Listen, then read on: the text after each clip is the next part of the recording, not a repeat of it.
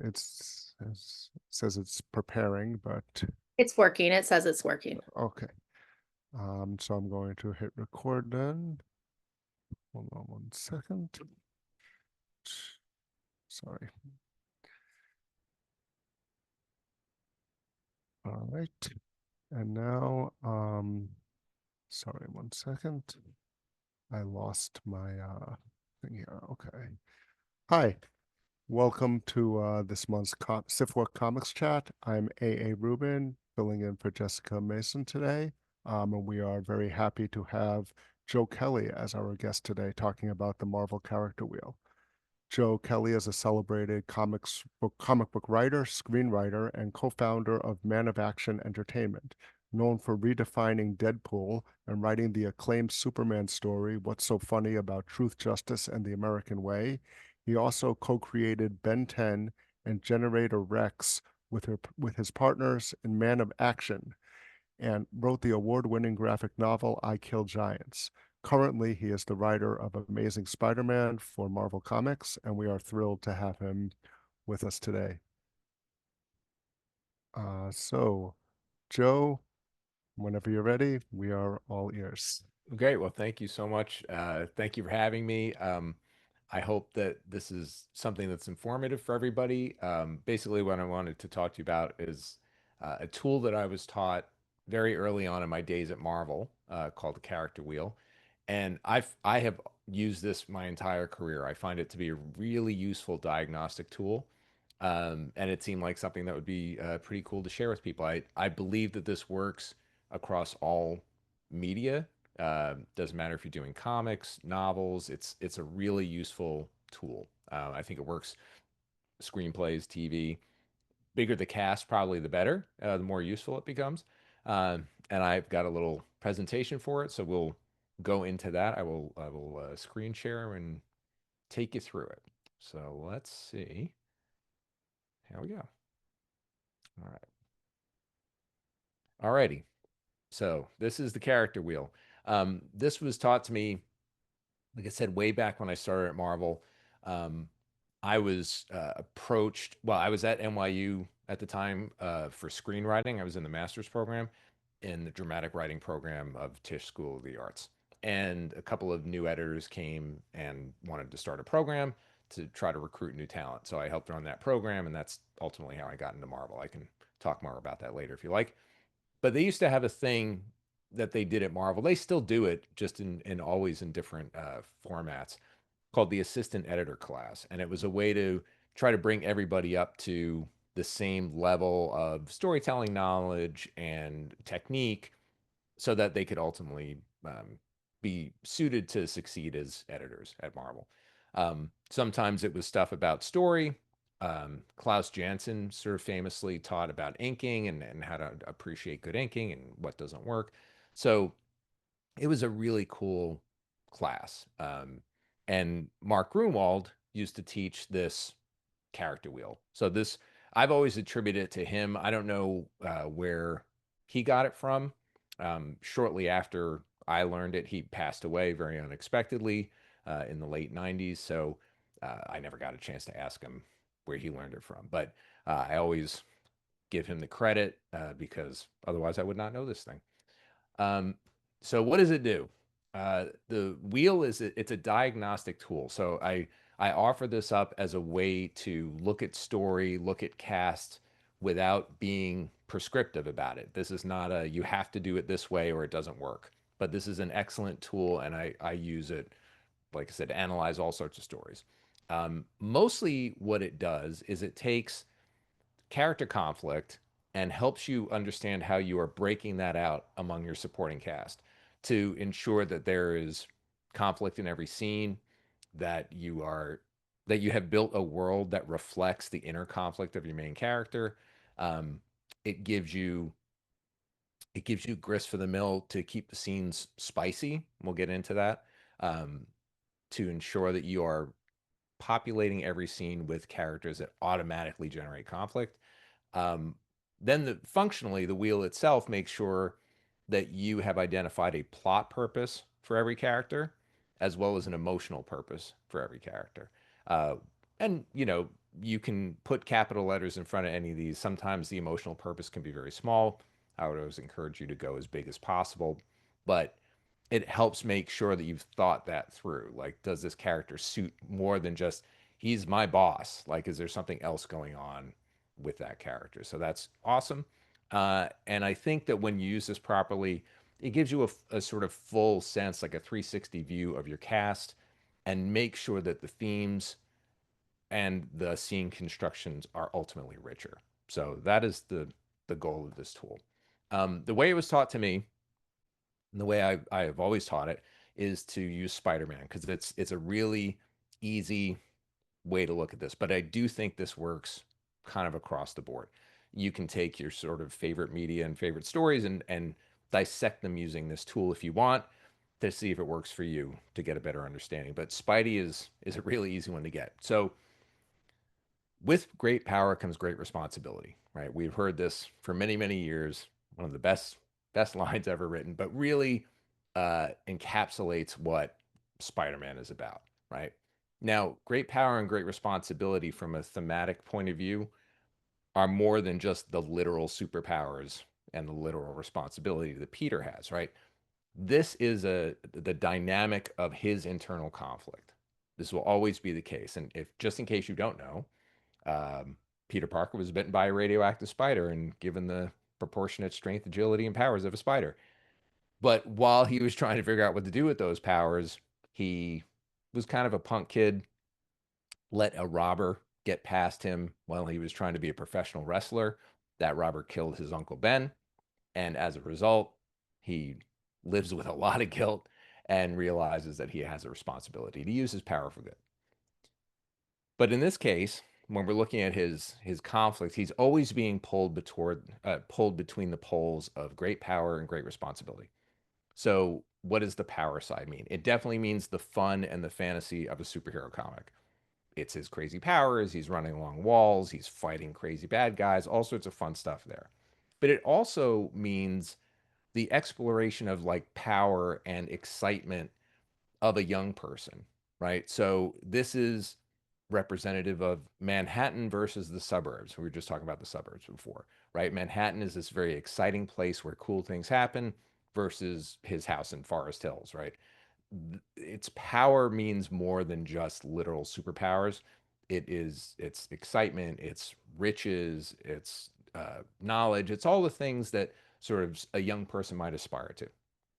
And then great responsibility. This is our grounded reality, right? This is him dealing with the relatable world, all just sort of the stuff that we all have to deal with, and it's his heart, like it's really the guts of Peter Parker. This is such a easy internal conflict to examine because we can relate to it so easily, right?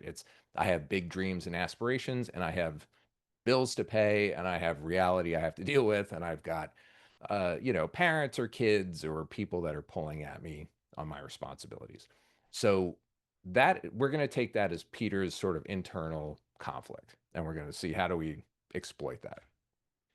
So every character, like I said, in the wheel has to have a plot function and an emotional function.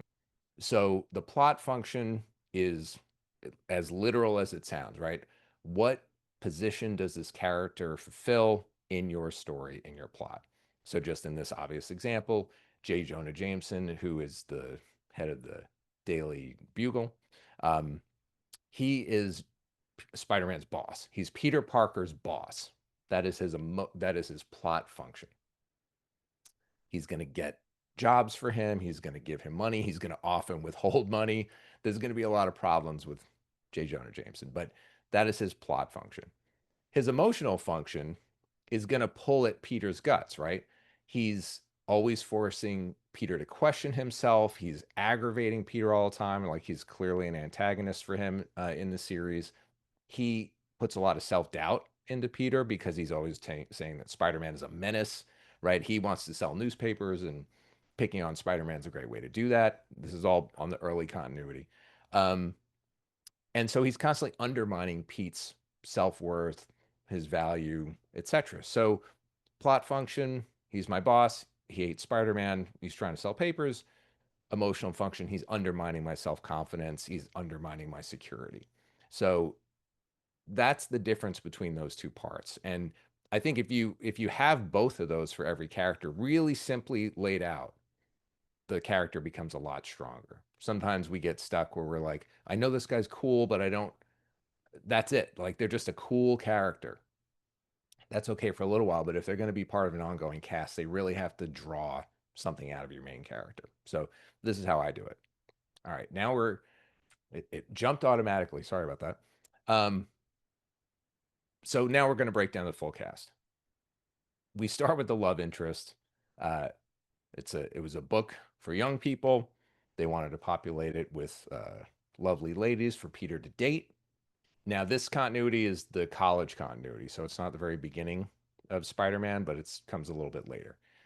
And they introduce these two characters, right? We have Gwen Stacy, who's a very responsible, great student. Her father's a policeman.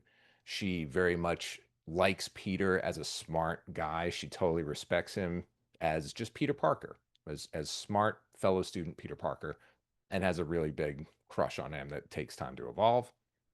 On the other side, on the great power side, is Mary Jane Watson. Mary Jane, who is literally named for pot, Mary Jane Watson is sort of this wild child. She's a holdover hippie, you know, from the times that these books were written. She's walk into a room and just start dancing for no reason. Like she's cool cat daddy-o. Like that's the sort of stuff she says. But she represents a wilder side of life. She's got no responsibilities at all. She just goes with the flow. She's going to be a dancer or a model or an actress. She's very exciting in a different way. So, you know, Peter is attracted to these two women in very different ways. You know, one is somebody that he ultimately thinks he might marry, which is Gwen, and the other one is somebody he's just going to would have a wild, crazy time with. And rereading those books, I have to say, recently, I was shocked at how much he doesn't like Mary Jane in the beginning. Like it takes a really long time for him to actually like Mary Jane. She's constantly breaking his chops, and it's very interesting dynamic. It's not what everybody sort of in the modern era thinks of Mary Jane. So then we get into his parents, and parents definitely air quotes around this. The parental figures in Peter's life. Aunt May is the most well known. Aunt May is there. She's the widow of Uncle Ben. She literally represents the living, breathing um, guilt of his life. Right? I didn't stop this robber from killing my uncle. Here's Aunt May.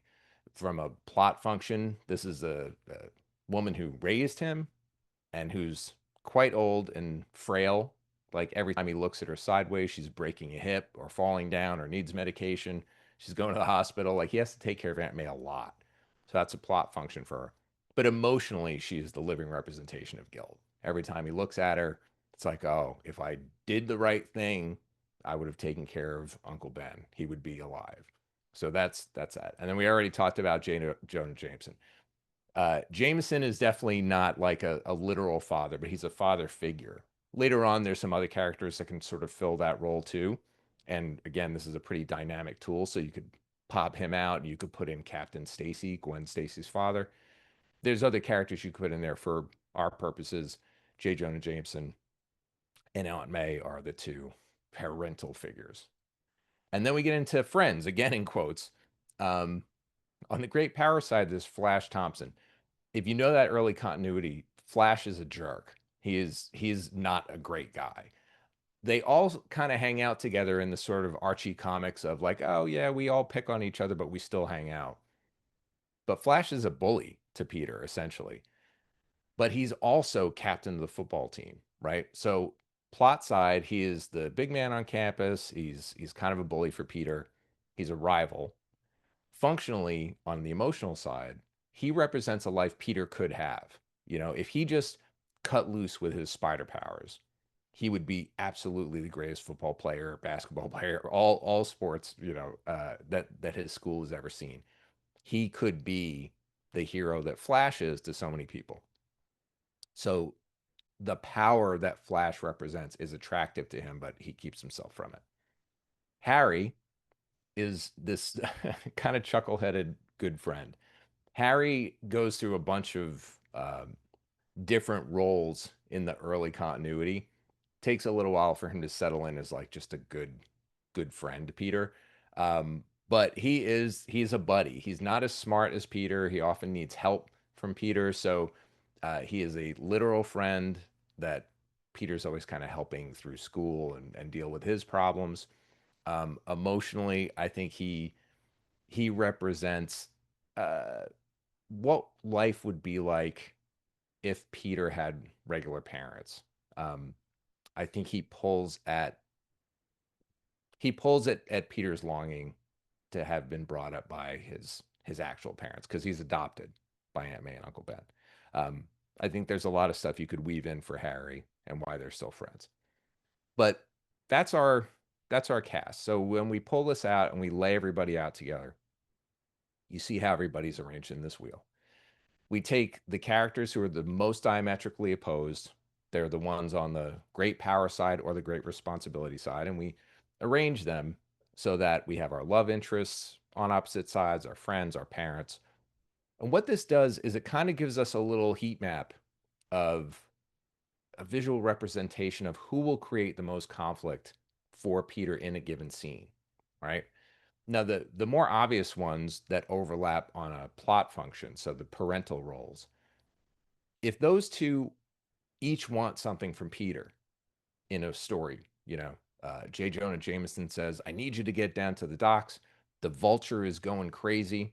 I want pictures, Parker." And then Aunt May says, "I need my inhaler or I'm going to stop breathing, Peter. Please go to the drugstore." He is now really torn between these two things. Uh, that's maybe not the best example because he would save Aunt May from dying, obviously. She can't breathe. But even if it's just like, "Oh, will you please help take me to my friend Anna's house," right? He's torn between these two characters. That creates conflict and it forces him to make a choice. And all plot is pushed forward by conflict, right? You guys already know that. If we do the same thing with Gwen and Mary Jane, very obvious. She wants me to go to the coffee house. Gwen wants me to go to the museum. Who do I choose between? I'm going to hurt somebody's feelings. Okay, I've decided I'm going to go to the museum. Mary Jane is now mad at me. The setups there are a little bit more obvious.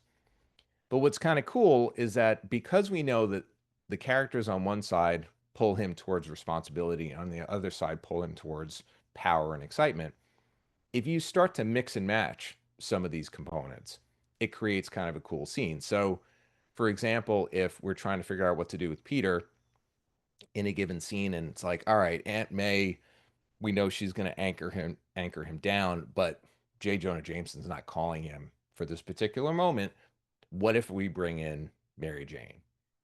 Mary Jane and Aunt May don't really jibe that well, even though, from a plot point of view, Aunt May is the one who wanted Peter to meet Mary Jane. They have a life connection. But when they're actually in a scene together, Aunt May is sort of like, "Oh, please, Peter, take care of me and let's have a nice, quiet life." And Mary Jane wants to like go off on a motorcycle and take him on a spirit journey. Like that doesn't jibe with Aunt May. And Mary Jane is like, "Hey, Peter, you square? Leave your aunt at home. She'll be fine." Creates conflict in a way that's a little bit more unexpected. So any of these combinations will create cool conflicts that force your character into choices.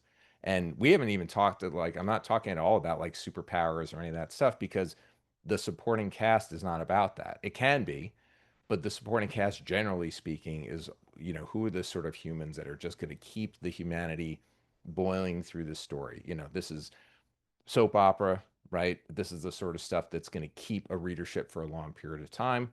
And we just want to make sure there's life in all of these scenes. So this starts to kind of lay out how you can use it just in the most basic. Do I have a cast that feels like at any given time I'm pulling at the internal conflicts of my main character? Then there are some characters that sit in the middle. So in our case, we have Green Goblin, Norman Osborn. Norman is a billionaire. He's very smart. He's a scientist. And he also has a secret power. He's secretly the Green Goblin. He sort of lives right in between. You can make an argument to put him on either side, but he really, for me, he lives right in between. There are characters that will sit on the line because he's sort of a dark reflection of Peter. And it's part of why he's become, you know, his arch nemesis really for so long, is that he did have the power, but he has no responsibility, right? Like especially when he's the goblin, he goes crazy. In the beginning, he's a little bit more just a thief. You know, that's what he's a crime boss. They actually didn't know who he was. They kept not showing his face because they didn't know who he was. And then they're like, oh, we'll make him Harry's father. That'll be cool. Um, Norman likes Peter quite a bit. He actually prefers him to Harry. So that creates conflict between them. A lot of father-son stuff that's really good. He's a terrible father, and he's very mean to Harry. So he's really good with Peter though. So you can have characters that sort of straddle the line. They tend to be the dark reflection characters. So now you've got this cast, and you're rolling along for a significant period of time, whether it's a bunch of chapters or a bunch of issues, you know, depending on what medium you're writing in, and you want to shake things up. So how do you shake things up? You start pulling people up off the wheel or adding characters to the wheel. This is a spoiler for a story that's 60 years old. One day, the Green Goblin gets his memories and he goes, oh my gosh, I know that Peter Parker is Spider-Man and I hate that guy and I'm going to go kill Peter Parker. And he goes to Peter Parker's apartment and Peter's not there, but poor Gwen is. And this is right as he's about to propose to her, which I also forgot until I reread it. I mean, they are in love. And he takes her to the top of the George Washington Bridge, I think. Oh, no, the Manhattan Bridge. And throws her off and she dies in the biggest death in comics kind of ever. It was a very, very big deal. Really early on in the run. Shocking at the time. So now Gwen's gone, right? She's off the board. And now this wheel is a little bit out of balance. Sometimes this is a good thing. You want the wheel to be out of balance. But it definitely affects the character, right? So what happens is now a huge tether for him on the responsibility side is gone. So there are more forces pulling him towards the great power side. That can be a really interesting dynamic. Sometimes we do this on purpose. You know, once you can shuffle characters around too. I'll sort of jump ahead to that. Eventually, the Green Goblin is also taken off the board. He seems to be killed by himself. And the death of that character can also messes things up. Harry winds up moving over to the great power side, mostly because he blames Spider-Man for the death of his father. Peter, wanting to protect Norman's identity once he realizes who it is, does a bunch of shenanigans, and as a result, people think Spider-Man killed the Green Goblin. That's not what happened. But Harry is completely convinced Spider-Man killed the Green Goblin, so he's not on this great responsibility side anymore. He's shifted over because eventually he'll kind of become a Green Goblin.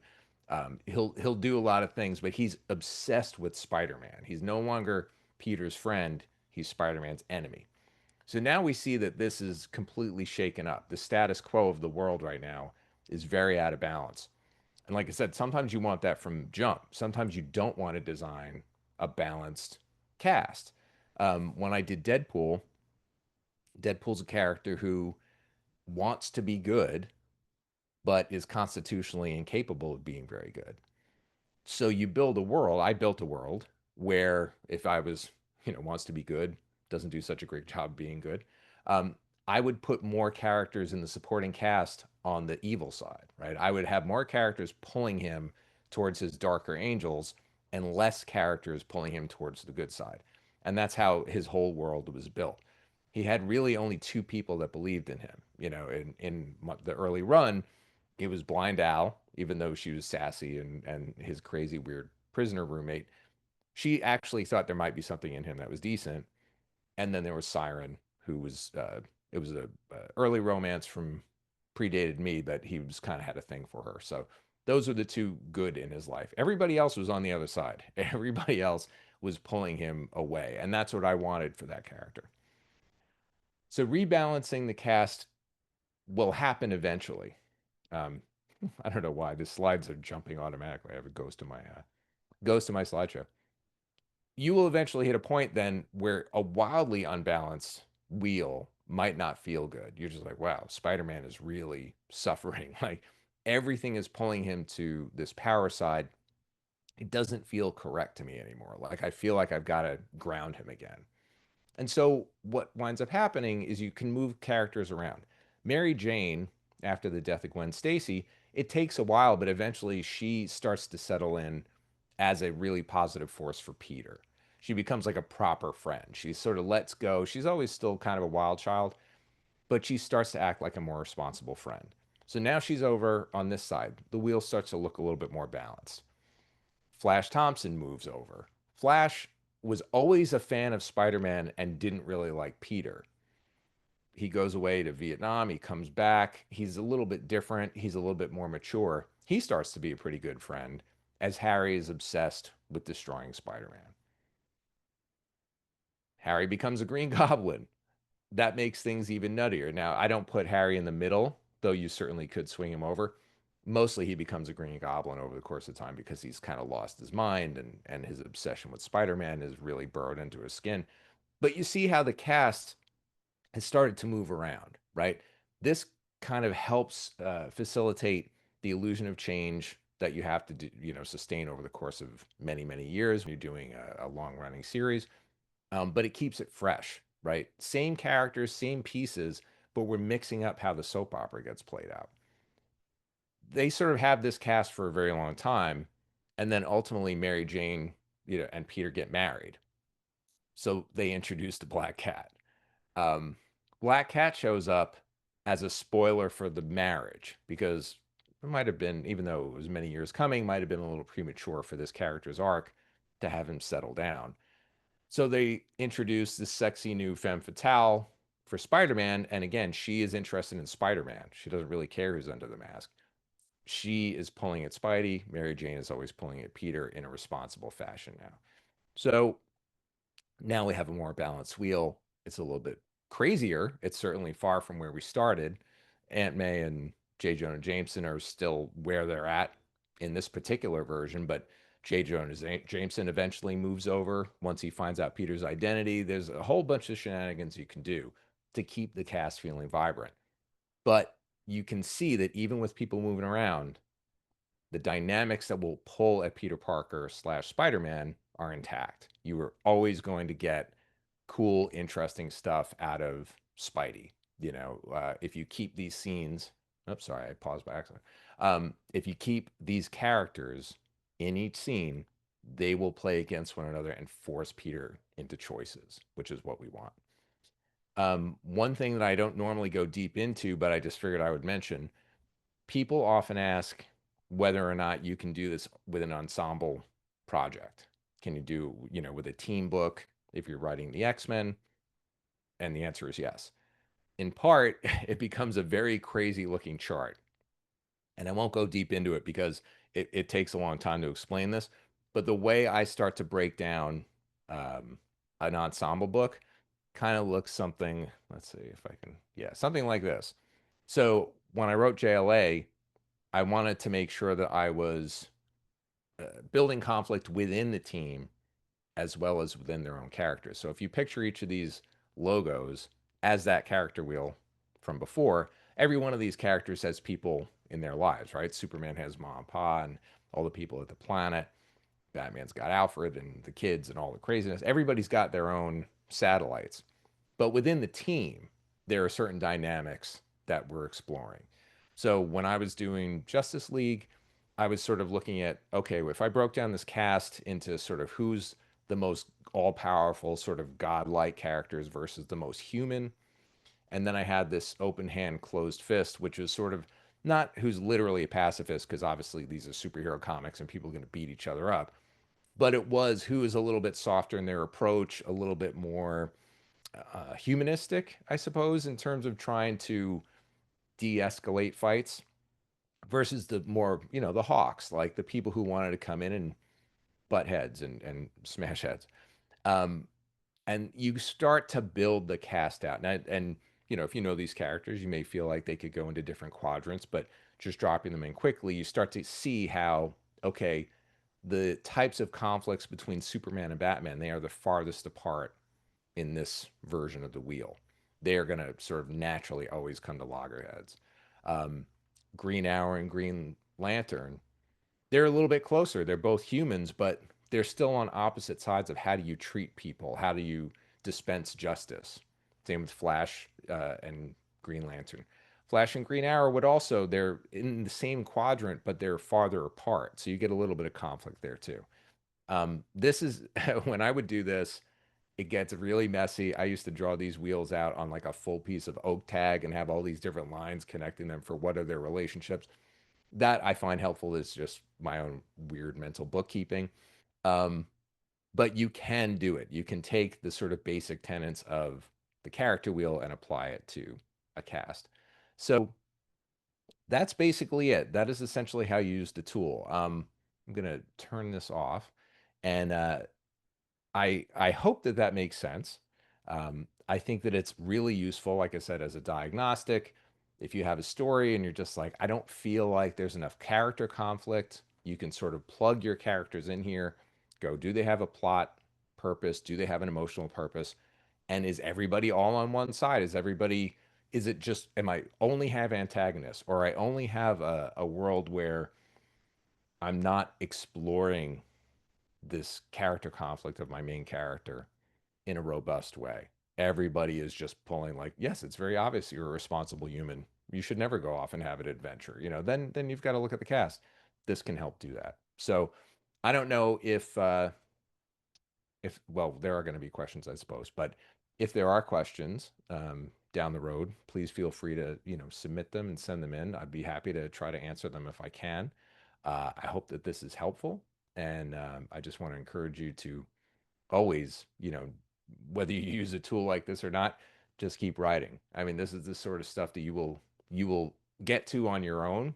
I find things like this very useful, just in the same way like you get taught 3-act structure and then you can choose to break it, mess with it, do whatever you want. It's a useful tool as you go forward in your writing journey. So I hope that helps. I hope that you get to write a lot of pages after that, and that's what I got. Thank you so much, Joe. Before we end the live stream portion, can you tell people where to find you and what you might have out currently or coming out soon?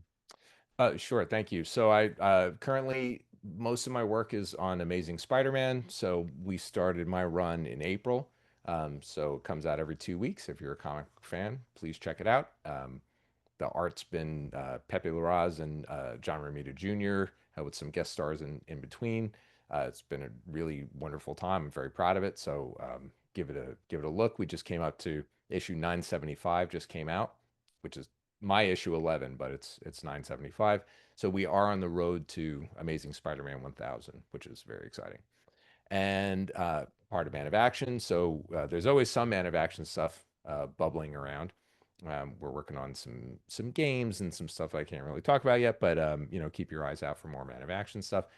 And then I am pretty easy to find. I'm that Joe Kelly on all the social platforms. I'm more active on Instagram than I am on Twitter, and I have a completely drop the ball newsletter on Button Down. Also, that Joe Kelly, and I'm trying to get back into the newsletter. So those are the places. I would say Instagram is probably where I'm the most active. So yeah, give us a look there. Well, thank you so much. And be sure to join us every month for the Civ4 Comics chat. Stay tuned to the newsletter for the dates and times. Right. Thank you, everybody. Right. Thank you. I'm going to, let's see.